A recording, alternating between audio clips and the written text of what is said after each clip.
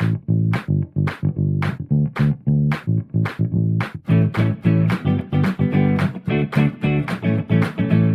Regrets. Cafe Conversations with Madeline Smith in conversation with Bill Lawrence. Episode 5.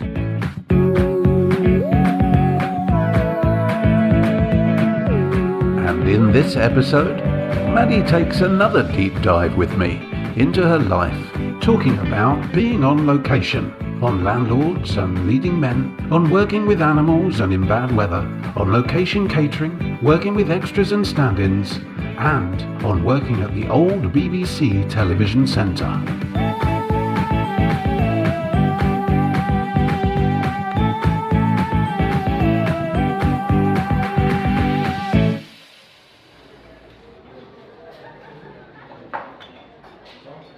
Hello Maddie, and welcome once more to the cafe for another deep dive conversation into your life and career.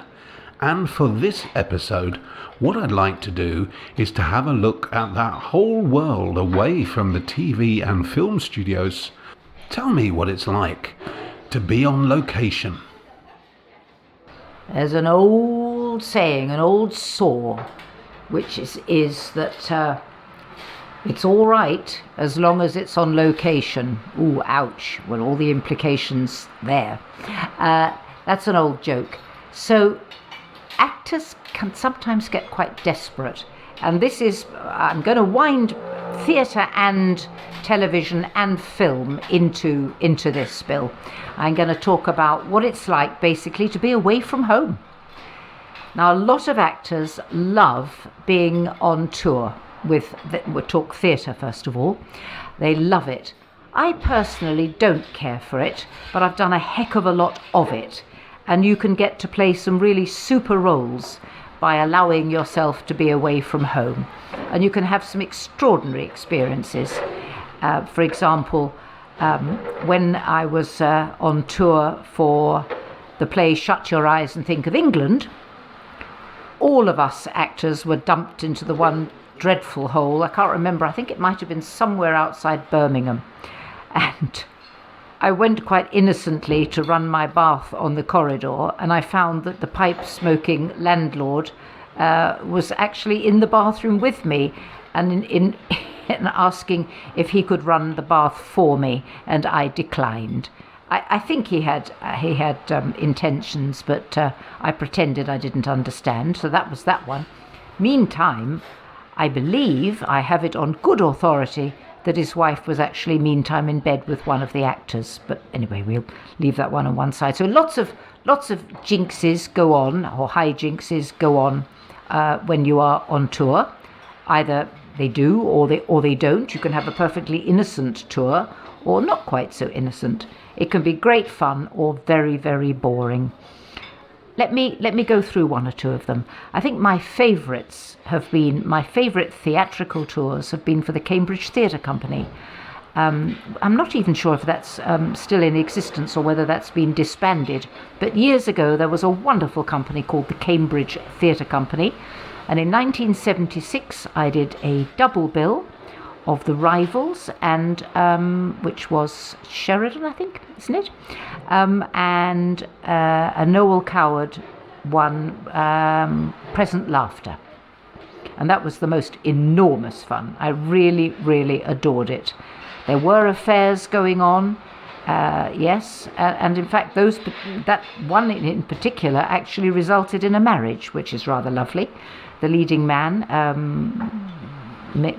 made up to me first of all, because he was looking for some fun, and then when that was refused, he then moved on, and that particular lady didn't spurn him, and they ended up having an extremely happy marriage until he died, which is lovely actually. So do I like it? Yes, up to a point. If I get to play a really good part, then I do enjoy it. And that particular tour was wonderful because there was an actor called Mark Wing Davey, who was then married to, I think still is married to, a lovely actress called Anita Carey. And we were directed by the wonderful actor stroke director Robert Lang. and I played a couple of fantastic parts that normally I would not be cast in, and that was wonderful. And we literally travelled around the country, and I had just learnt to drive. And my very first outing with the car, I had my understudy with me, a little girl called Gillian, and I hadn't got a clue what I was doing. We were driving at dead of night, it was pitch black, and I got to some roundabout somewhere, and not having a clue what to do on roundabouts, because I'd never learnt on roundabouts. I'd learnt in London, central London, where there are no roundabouts, I can inform everybody quite safely. And the driving school was actually in King's Cross, and wherever we went there were no roundabouts. There were lots of hills on the way to Hampstead every time, but no roundabouts. So with little Gillian, my very first roundabout, I drove straight across it. And I was stopped by some extremely handsome policeman who said, "Excuse me, if I could just stop you there." Yes. And he said, "Have you got a license to drive?" And I said, "Yes, of course I have got a license to drive." He said, "Well, you went straight across the roundabout as though it wasn't there." And I realised what I'd done, and I promised that I would have some lessons on roundabouts, which I did. So that was an interesting experience. And through touring, I think I became a halfway decent driver from literally driving around the countryside. And so that was an extremely happy event. We did Aberystwyth and Warwick and Cambridge for about 6 weeks, which was wonderful. It was a really superb baptism of fire, that one was. And then much, much later, I did another tour for the Cambridge Theatre Company, the wonderful play called Canaries Sometimes Sing. I'm going to have to try and think of the playwright, very similar to Noel Coward. Bill, I'm going to appeal to you actually on this one. Do you know it? Yes, Maddie. Canaries Sometimes Sing is by Frederick Lonsdale. Very similar to Noel Coward. Wonderful, 30s, lovely 30s piece, just a four-hander. Wonderful, wonderful, wonderful play, and I absolutely adored it. The only problem was the leading man. Now, the leading man decided to combine his life with music and Radio 3, because he was recording or making a lot of programs for Radio 3, something of a musicologist, very, very talented man, but also very tired by the time we came to do the show. And as my scenes were all with him, a lot of plot laying, and there was one night in particular where I'm speaking to him and he had fallen fast asleep. So he's on the sofa looking at me, supposedly listening interestedly, and he's fast asleep. That was quite awkward. So you do have some larks and fun when you're on tour, because a lot of actors try to combine, the tour with day work as well, which is what he did. So he was kind of commuting to London, recording his programs for Radio 3, and then coming back and doing the show at night. So great fun, and I do enjoy it. I do like touring. And then another one when I'd got my daughter, and I was tiny little girl, and she was a baby of about a year, and I was taking her with me, and that was a tour of an Alan Ayckbourn play, and I remember Bill Fraser being disgusted with me and saying, "What about that poor little baby? You've left her all on her own in the dressing room. You shouldn't do that." Oh dear, and I felt very guilty. But I had a lot of fun. Dear Bill Fraser.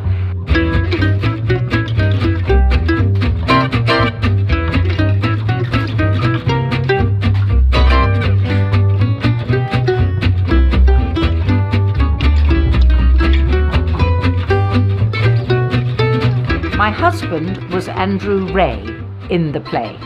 Now, Andrew Ray was Ted Ray's son. And remember, there was Robin Ray and Andrew Ray, both the sons of the wonderful Ted Ray. Well, Andrew had red hair, and I'm not going to be rude about him because he was very pleasant, but he was also a little bit peculiar. So we were doing a season's greetings where I'm supposedly pregnant, and he is my husband. And then one night he didn't appear. And I've learned since from the guy, Roger, who was company manager, that in fact what happened, the reason he didn't appear was that he was drunk. He'd gone into the bar in the theatre, helped himself to everything in sight, and was throwing peanuts into the audience. So I only know now what actually happened. They removed Andrew, who never came back again, And from there on, I did all my scenes with the understudy. So that was good fun. And I didn't know until about 6 months ago what had actually happened and why I suddenly had a different husband. But anyway, that was great fun. And Andrew was removed. I don't actually know what happened to Andrew Ray after that, but I think there may have also been some affairs going on. There was all sorts of things. I'm not sure about dear Marty Kane, whether she was having affairs or whether with him or quite what. But there was a lot of carrying on. There are a lot of affairs on tour. You have to be prepared for that.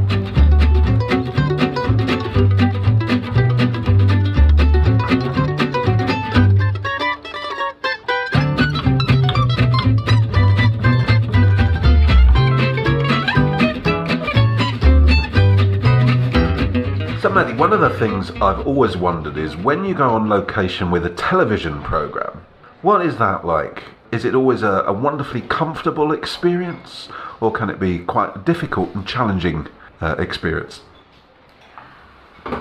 Right, well, I've been on location for All Creatures Great and Small.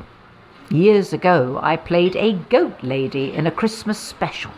Wonderful fun, lovely cast. In fact, that's the second time that I did All Creatures Great and Small. I had dogs the first time and recorded it in Birmingham in a studio, and that was all very nice. I think a little bit in the marketplace as well. But that was all very sedate, and I think I went home to my own bed. Well, on this particular occasion, All Creatures Great and Small, I was put up in, I can't remember now, it was either Beverley or Richmond in Yorkshire, but anyway. Was put in a very, very noisy hotel. So I moved and I went to a place called Simonstone in my little mini car. It was very noisy, rather a noisy, very friendly, but rather noisy crew, and I couldn't sleep. And I got my rich desserts because there was a barn owl who actually came onto my windowsill and peered in and kept me awake. So that served me right, didn't it? And then anyway, so the next day, or the same day as the barn owl, I was filming, and the weather was so dire in May in Yorkshire, in this beautiful town where we were filming my carryings on, if you like, with my goats. The weather was so dreadful that they confessed to me that I was the only actor left up there, that they'd sent everybody else home.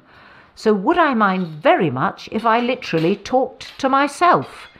So I did my entire scene with a camera going along nicely on a dolly, and I talking to myself, or pretending to talk to the other actors, but in fact talking to me, and that was quite challenging, to say the least.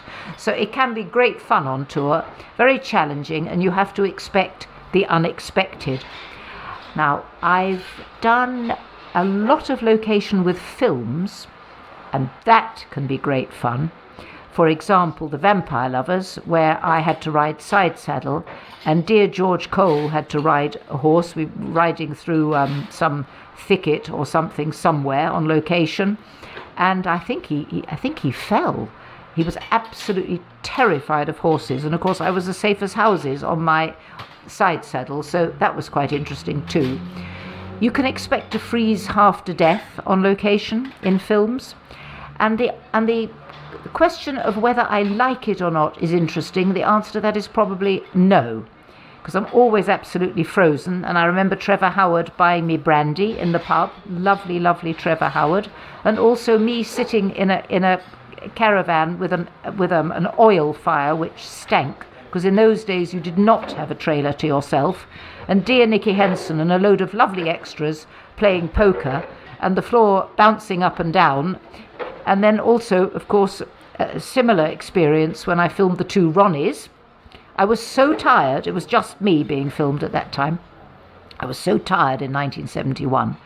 2 weeks of filming in a park outside Bath for The Two Ronnies. And I was so tired and so cold that the makeup lady couldn't actually stick the eyelashes on me because my eyes were running and streaming with the cold and the tiredness. So that there's that. It's not romantic. I have to tell anybody that thinks that filming is romantic, it ain't. It is cold, it is wet, it is uncomfortable, It is tiring. And also I remember filming with Eric Morecambe, and that dear man, we filmed a little film called The Passionate Pilgrim with him. And that dear man in the pouring, pelting rain, still going through his jokes, still being funny, and still being utterly adorable. So you just gotta, I think it's probably one of the hardest professions there are. and the awful thing is that you've got to look as though you're enjoying it massively, even when you're not. So here's some things that I've always wanted to know as well, and you might be able to help me with these, Maddie. The first one is, when you're on location, and something that will be dear to my heart, what is the food like, and where do you get the food from? It's very stodgy. It comes off of a wagon, and they are special catering companies, and I think now it's a lot more professional. But in my day, the wagon comes out first thing, and the first people there are the extras. They are stuffing their faces. In fact, I think one of the main reasons they do the job is in order that they can be fed morning, noon and night. And it's mostly stodge. It's all bread, bacon butties, egg butties, bacon and egg butties, full stop. And then a lovely stodgy lunch, and then coffee and tea. It's filling, and it's frequent, and it's always there. So when you're hungry, you just run to they lay it all out for you, and it's there, as I say, it's there all day long. And there are special catering companies, so you do not go hungry, and most actors gain stones in weight. So there's something I was going to talk about. You've mentioned there, so we can connect. The extras. So what is the relationship between extras for a television production and the actors? Is there a relationship? Are they kept separate? Do you mingle together? Do you get to know extras over the course of filming? Or what's that like? Right. Well, there's two classes of extras. There's your own special stand-in, who is usually an extra that's been promoted, and that is somebody that you are well advised to be friendly with. That is the person that goes and fetches cups of tea for you, that stands and does your lighting for you, so that you, poor little darling, can go and rest or have a sleep or get made up or get your frock on. That poor treasure does all your hard work for you until the moment, So she, in my case, obviously, she gets lit, does all the tasks, and I had really, I think, 2 or maybe 3 stand-ins in the whole of my career. The idea is that they are usually of a similar height, similar hair colour to yourself. So that's one thing. So when they're not being stand-ins, they also double up as extras. And the answer to the extra thing is quite interesting. Again, a little bit like I related earlier on about understudies, they are usually very much included. In fact, my experience with Mr. Rudman was most unusual, if not unique, and totally unexpected in my case. They are extras and understudies, very much the same breed, are very much part of it. And the extras are organised by the assistant director, usually the second assistant. The first assistant director is the right hand of the director. He's the one who literally shouts, says, right, we're running out of time, whatever. The second assistant is the one who gives you your calls and also organises the extras.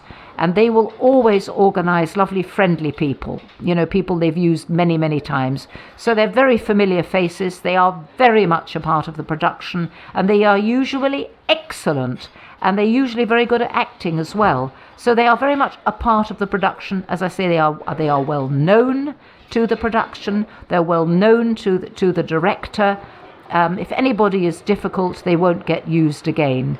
They're always muttering and grumbling, and they're not getting enough money, or they did this or something, or they want special extra money, danger money or stunt money, or they're grumble guts. They grumble a lot, but they're lovely. They're gorgeous, and very often they are people who are professional in other spheres who love to do this as an extra.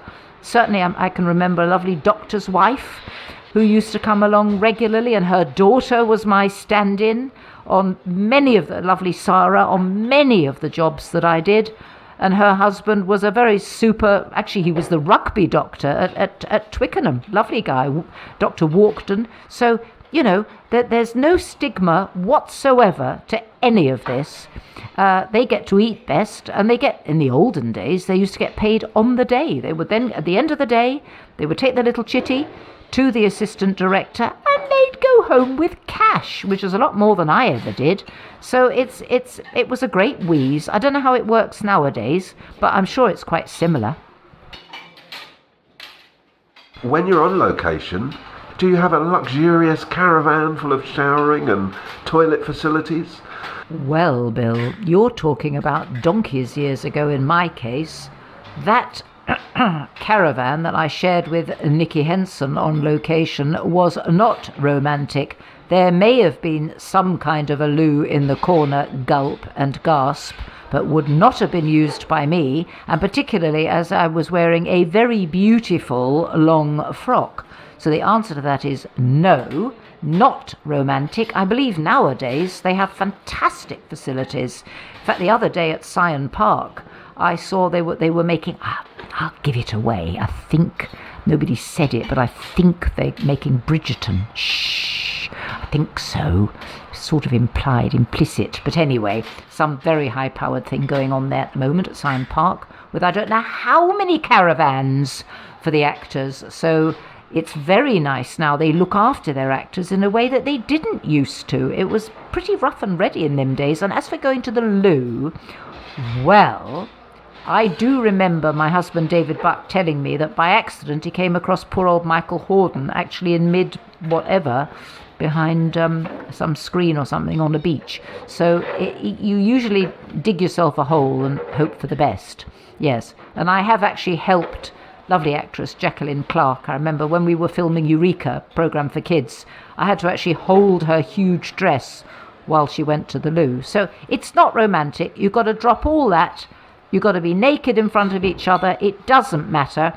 And in the olden days when I worked at the Open Space Theatre in London, the loo was a something san. What do they call it? Elsan? An Elsan in a corridor. One Elsan exposed to everybody in a corridor, in a basement, underground, because the Open Space Theatre was half underground. And so, you went there, boys and girls together. When you are a silly old actor, you lose all inhibitions. It's a little bit like being a patient in a hospital. You lose all inhibitions. Everybody who's had an operation knows you wear some ghastly nightgown that has no back to it. So all inhibitions lost. We're all the same in the end. Well, more or less.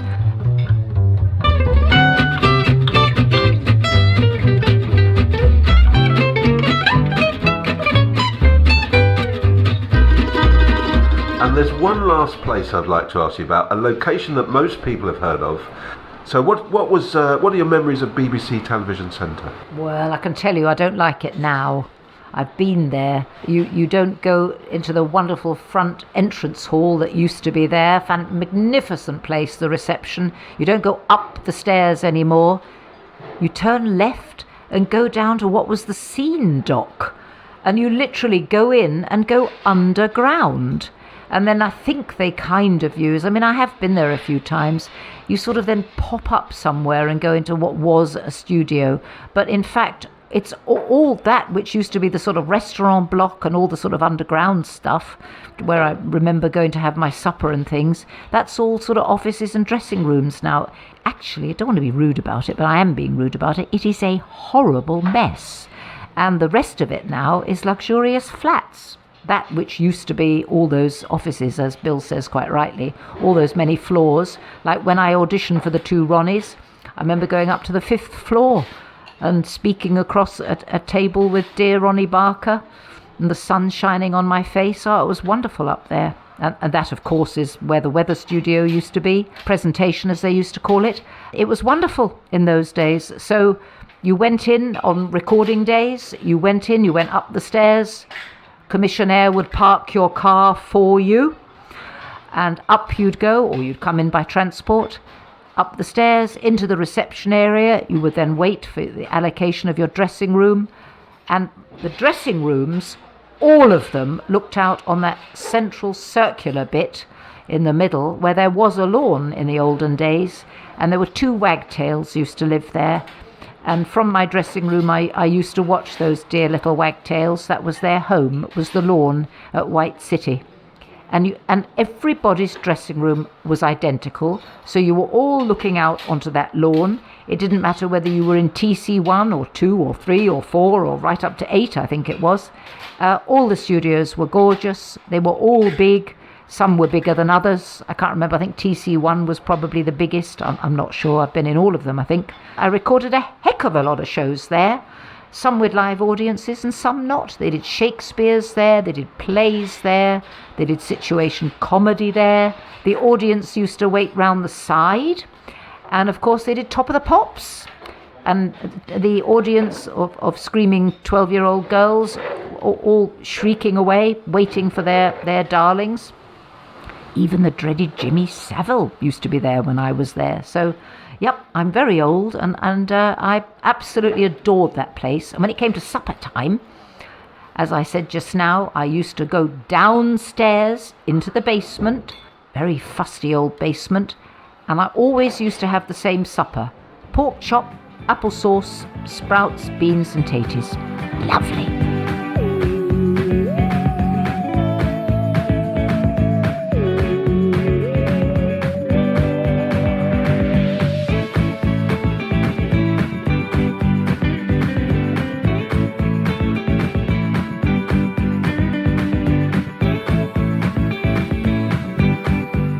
That was episode 5 of No Regrets with Madeline Smith.